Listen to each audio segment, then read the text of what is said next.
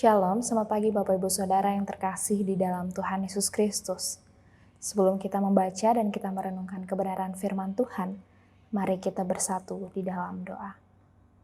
Bapa yang baik, terima kasih Tuhan, pada pagi hari ini kami mengucap syukur karena kami menikmati lagi, merasakan lagi anugerah-Mu di dalam kehidupan kami. Sekalipun ada banyak hal yang kami rasakan, mungkin ketidaknyamanan, mungkin ketakutan, kegelisahan, kegentaran, dan kekhawatiran, tetapi kami tahu Tuhan terus berjalan bersama dengan kami, sehingga sampai hari ini kami boleh menjalani kehidupan yang baru lagi. Tuhan, pada pagi hari ini kami ingin membaca dan merenungkan kebenaran firman-Mu, kiranya Engkau menolong kami supaya kami menjadi anak-anak Tuhan yang boleh memahami kebenaran firman Tuhan dan melakukannya di dalam kehidupan kami. Terima kasih Bapa yang baik, terpujilah nama-Mu demi Kristus kami berdoa. Amin. Saudara sekalian, tema kita pada pagi hari ini adalah keharusan bagiku. Terambil dari 1 Korintus pasalnya yang ke-9 ayatnya yang ke-16 sampai dengan ke-19. Tetapi saya akan bacakan ayat yang ke-16 saja bagi kita sekalian. Demikian bunyi firman Tuhan.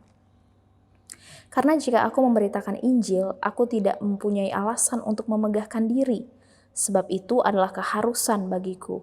Celakalah aku jika aku tidak memberitakan Injil. Demikian sabda firman Tuhan, syukur kepada Allah. Saudara, apakah kita pernah mendengar sosok yang bernama William Carey? F. Delville Walker, salah seorang penulis biografi William Carey, menyatakan, dengan sedikit orang yang sezaman dengannya, Carey hampir sendirian dalam berusaha untuk menaklukkan sikap acuh tak acuh dan permusuhan yang paling sering terjadi dalam usaha-usaha penginjilan.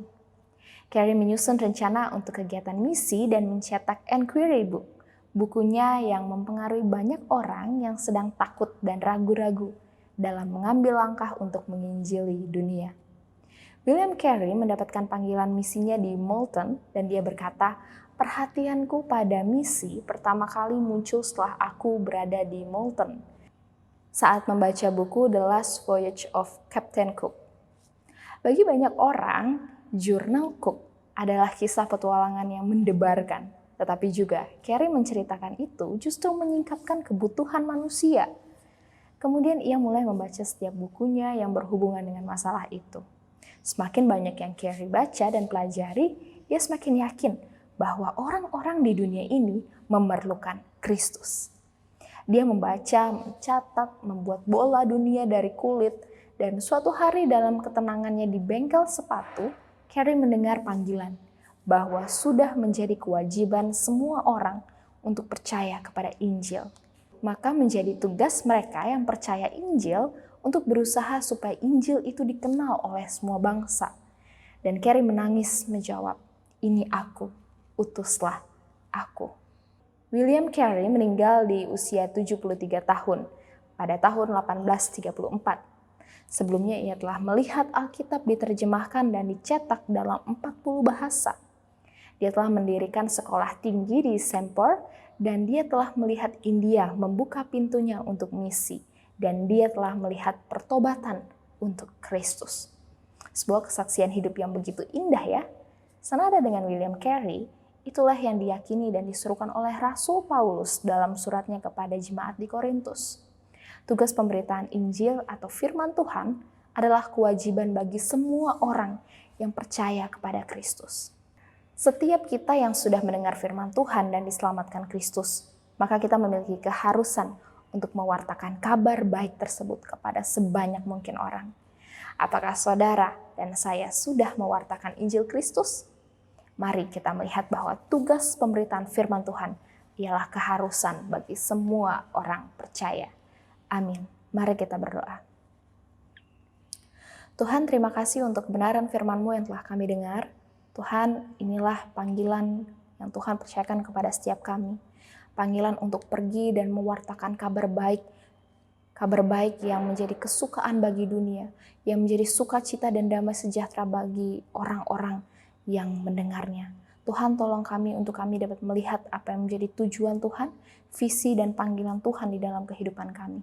Dan berikanlah kami kelembutan hati untuk boleh ikut mendengar dan juga melakukannya di dalam kehidupan kami. Terima kasih Bapa yang baik.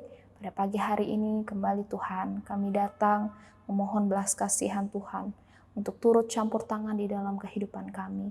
Mungkin kami yang pada saat ini sedang sakit, kami yang saat ini sedang dalam masa pemulihan, kiranya Roh Kudus-Mu tetap memberikan kami kekuatan, tetap berikan kami sukacita dan pengharapan di dalam Tuhan.